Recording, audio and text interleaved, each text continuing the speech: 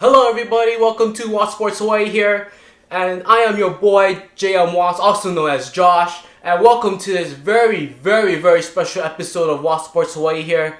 We have tons of things going on around Hawaii and around our world today, as tonight I'm going to be talking about only one subject here for this episode here for Wats Sports Hawaii, and that is Championship Week. And that is Mililani taking on Kahuku for the OIA Open Division Championship Friday night. It's all going down at Aloha Stadium around 7:30, right after the third place game, which will take place at Aloha Stadium as well. And guys, you know what's coming up, and that is the only segment that's going to be shown here today, and that is Hawaii's main event, and it's all going down right now.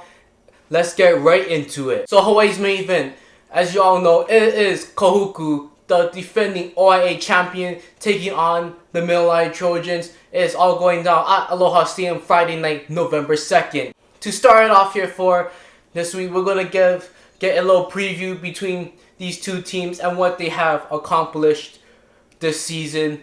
And yeah, so let's get right into a little background history between these two teams right here. So Kahuku leads the all-time series 12-3, and Mililani, of course, only has 3 wins against Kahuku, and that was in 2013 in the OIA semifinal, 2014 in the OIA championship game, and then recently this past year up in the North Shore this past year in the regular season. And that regular season game this past year in 2018, the Trojans defeated the Kahuku Red Raiders 38-10 in very convincing style and played their hearts out, snapping Kahuku's home winning streak of 51 straight games. And I mean, it was very impressive. So to just say it, Dylan Gable played a heck of a game. Cliffy Malapai had 3 rushing touchdowns, and the defense was stellar in that game against Kahuku. But for Kahuku fans, do not worry, because it was not all Mililani. There were some great things that happened in that game, because Robbie Saval did take one a long way for a touchdown to make it a game in some way. And listen, the defense did have its good times. They were able to force a turnover on Dylan at one point of the game, and looked like they were gonna storm right back into this football game.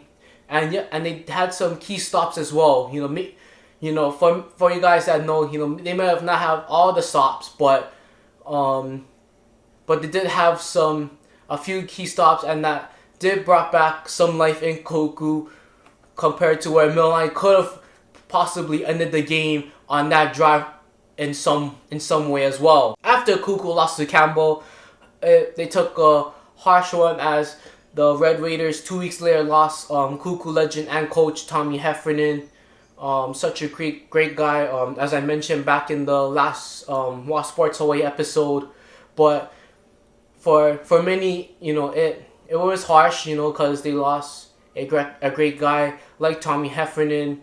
But however, for the football team, it relifted them and found a new breath of life, because now they're playing with more heart. Their spirits are up, and they know what they're playing for. Not just that they're playing for Kahuku and for the people of Kahuku, but now they're playing for Tommy Heffernan, for whoever he is watching over them.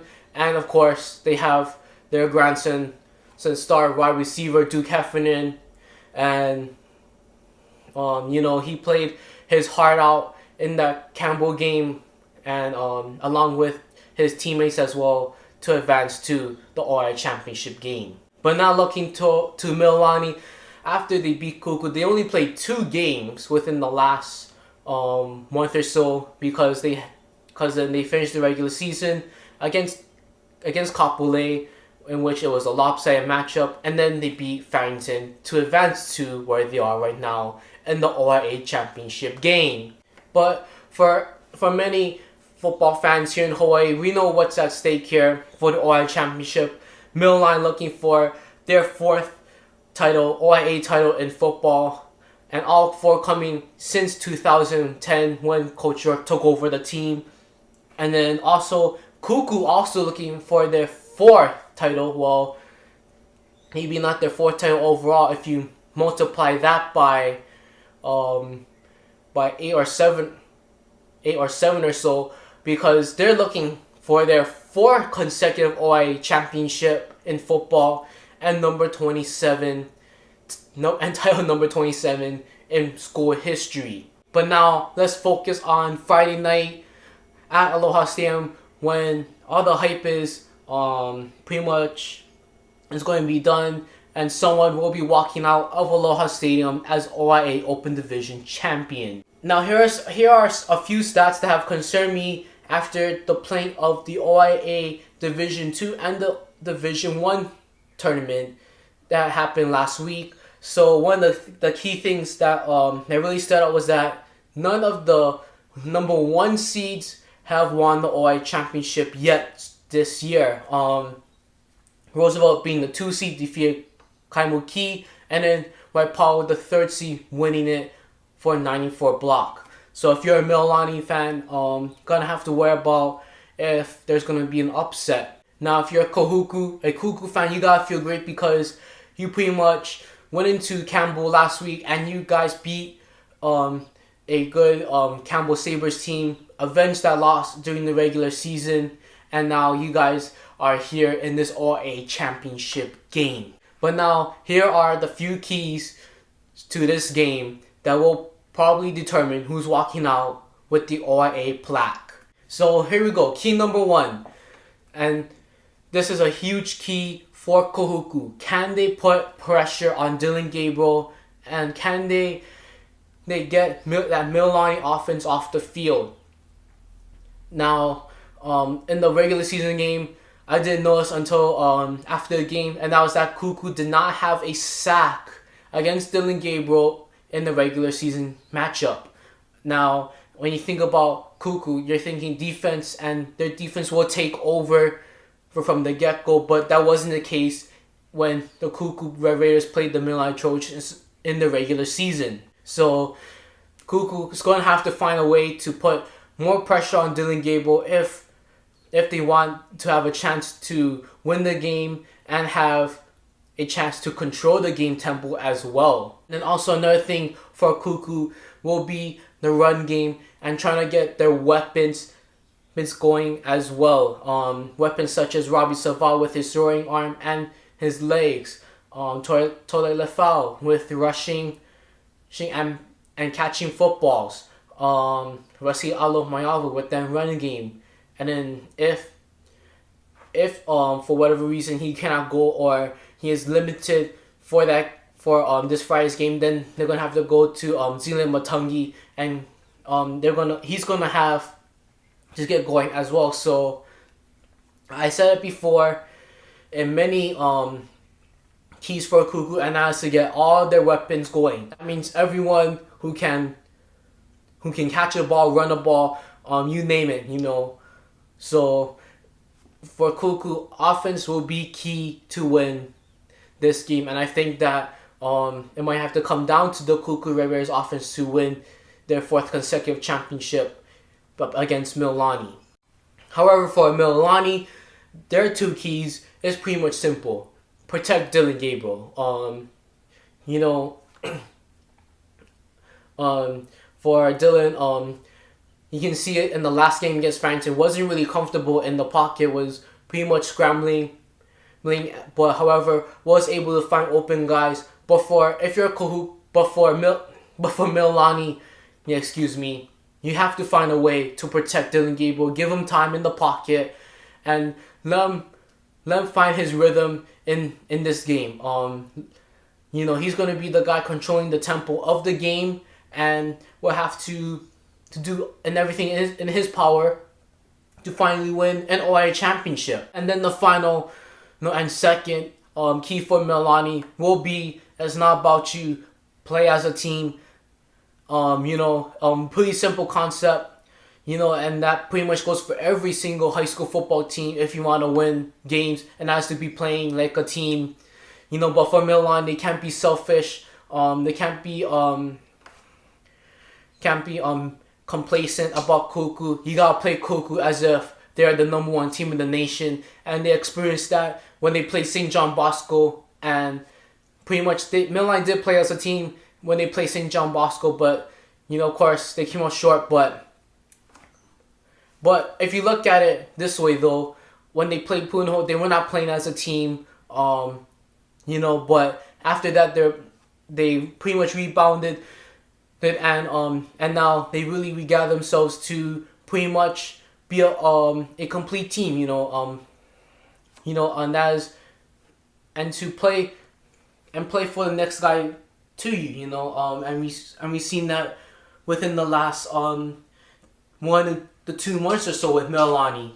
You see wide receivers and slot backs blocking defensive guys, opening holes for other guys to make the tackles, make plays on defense, get the offense back onto the field, And so and I know Coach York will preach it too in practice just all the time, but about having to play as a team and all that sorts of nature. But for Mililani to win their 4th OIA football championship, they're gonna have to play as a team and as one family. Alright guys, now I'm about to make my selection on who's gonna win this football game. But before we get into that, someone once said and pretty much guaranteed that someone will be walking out of Aloha Stadium as OIA champions, and this is what happened. I know this is a tough question right now, especially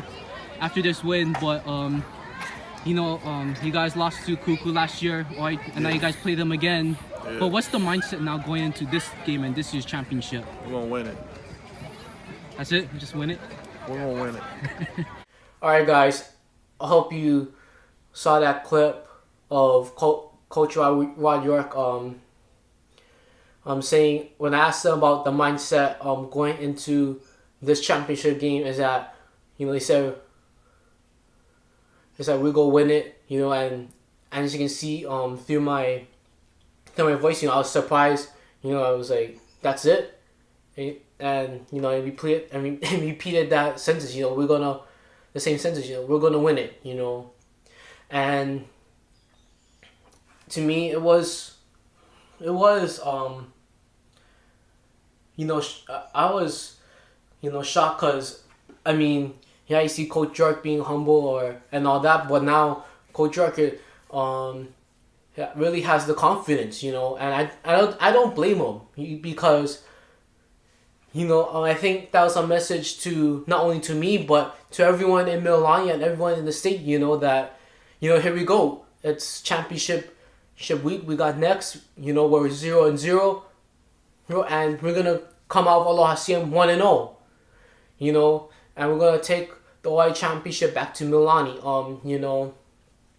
So I really thought that was a smart move for Coach York to say something like that, give a confidence booster for not only himself but his team, the fans of Mililani, and I think I said this right, but for his players as well, But guys, let me know in the comments section what you think about Coach York's statement of we're gonna win it.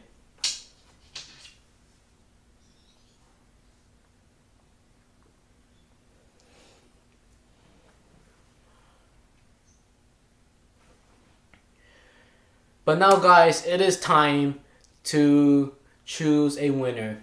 Now, if you go back to the last video that I did when Mililani played Kahuku in the rematch,